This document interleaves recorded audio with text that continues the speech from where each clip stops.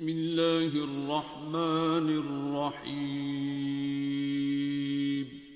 शुरू अल्लाह के नाम से जो बड़ा मेहरबान निहायत रहम वाला है।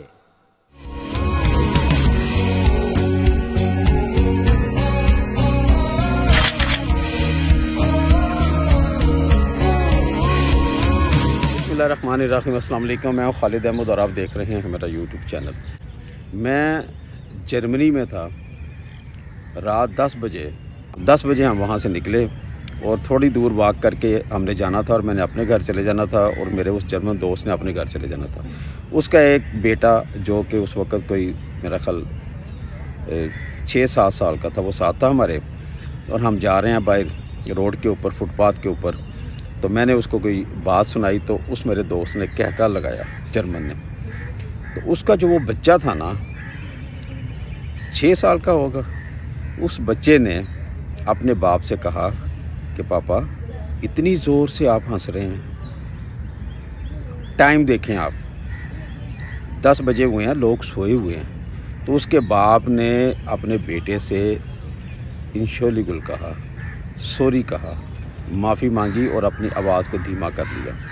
मैं ये मंज़र देख के यकीन करें हैरान हो गया और मैंने सोचा कि हमारे कल्चर में, हमारे माहौल में माँ बाप रात को 11 बजे घर के अंदर बैठे होते हैं, अपने घरों में बैठे होते हैं, गप्पे लगा रहे होते हैं।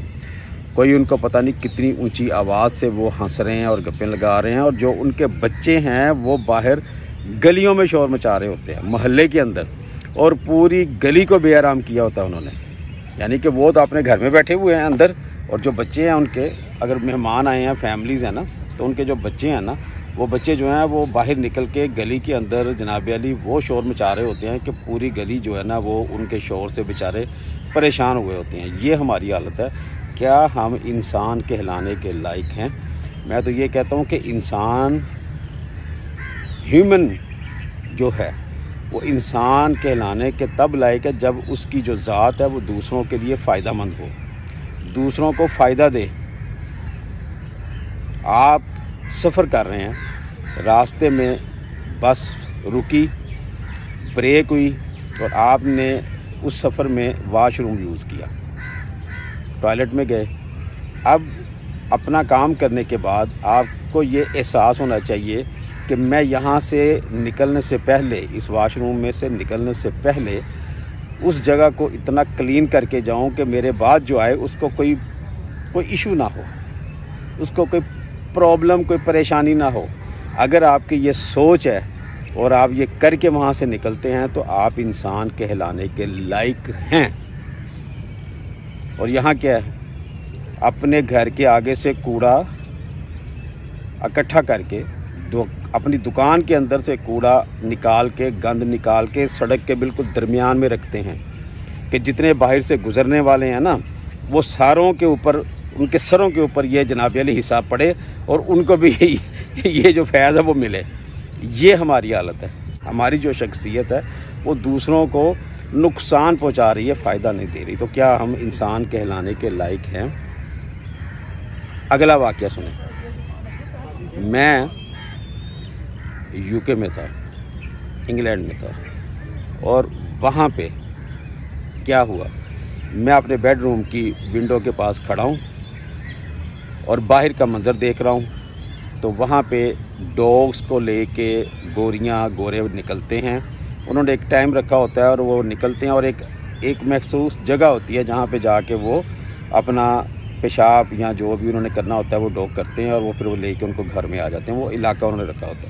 तो मैं ऐसे खड़ा था अपने बेडरूम में, तो मेरी वो विंडो से बाहर का मंज़र नज़र आ रहा था। वो एक गोरी लेके जा रही थी अपने डॉग को, और वो डॉग उस जगह पे पहुंचने से पहले ही उसने फुटपाथ के नज़दीक जो है वो पोटी कर दी।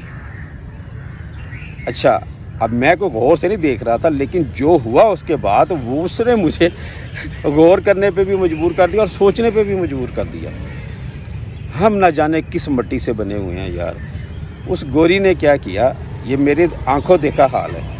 उसने उसके किए हुए उस गंद को अपने बैग से उसने 2, 3, 4 टिश्यू निकाले, उसको वो उठाया और उसको उठा के वो लेके गई वहाँ तक जहाँ पे उस डॉग ने जाना था। और वहाँ पे उन्होंने एक बिन का बड़ा सारा वो कंटेनर रखा हुआ था जिसमें वो फेंकना था वहाँ पे। और मैं हद नज़र उसको देखता रहा वहाँ तक जाते हुए।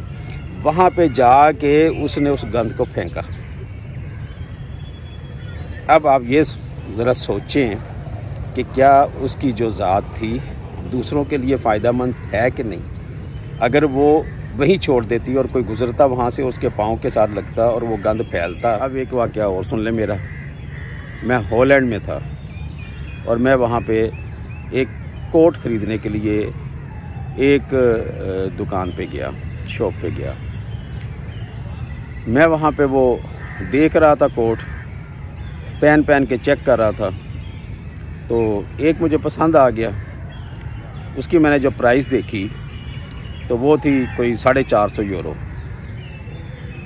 अब मैंने दिल में ये सोचा कि यार कोट तो मुझे पसंद है और है भी बहुत अच्छा, लेकिन है बड़ा एक्सपेंसिव, तो ज़रा इससे कोई कम कीमत वाला देख लेते हैं। तो मैं अपनी तरफ से वो कम कीमत वाला देख रहा था। तो सेम ही कोट उसी तरह का और मेरे ही साइज़ का था, वो दूसरी साइड पे हैंगर पे लटका हुआ था। तो जब मैंने उसको ऐसे देखा तो उसकी प्राइस उस पर लिखी थी 250 यूरो। अब मैं बड़ा हैरान हुआ। मैंने उन दोनों कोटों को साथ हैंगर में पकड़ा, दोनों को देखा कि दोनों सेम है, एक की 450 है, दूसरी की 250 है।